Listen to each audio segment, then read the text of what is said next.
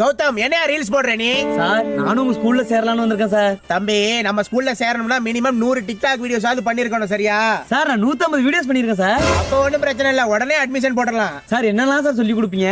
தம்பி யூடியூப்ல எப்படி ஷார்ட்ஸ் கிரியேட் பண்றது, இன்ஸ்டாகிராம்ல எப்படி ரீல்ஸ் கிரியேட் பண்றது, எப்படி எல்லாம் வீடியோ போடணும், எதையெல்லாம் காட்டினா ஃபேமஸ் ஆகலாம், இப்படி எல்லாத்தையும் சொல்லி தருவாயா? எதை காட்டினா சார் ஃபேமஸ் ஆகலாம்? என் திறமையை காட்டினா ஃபேமஸ் ஆகலாமா? திறமையெல்லாம் காட்டினா ஃபேமஸ் ஆக முடியாது. சோசியல் மீடியாலலாம் எதை காட்டவே கூடாதோ அதை காட்டினா உடனே ஃபேமஸ் ஆகலாம். சார் நான் எப்படியாச்சும் உடனே ஃபேமஸ் ஆகணும் சார். உடனே ஃபேமஸ் ஆகணும்னா நீ பொண்ணாதான் பிறந்திருக்கணும். உன் தலையெழுத்து ஆம்பளையா பிறந்துட்டிய.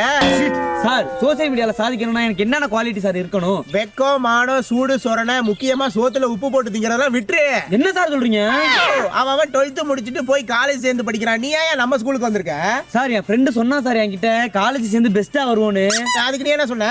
நீ காலேஜ் சேர்ந்து பெஸ்டா வருவ, நம்ம காலேஜ்க்கு கெஸ்டா வருவேன்னு சொன்ன sir. Wow fantastic, what a confidence. Gautham பாத்தீங்களா அந்த பையனை? டேய் தம்பி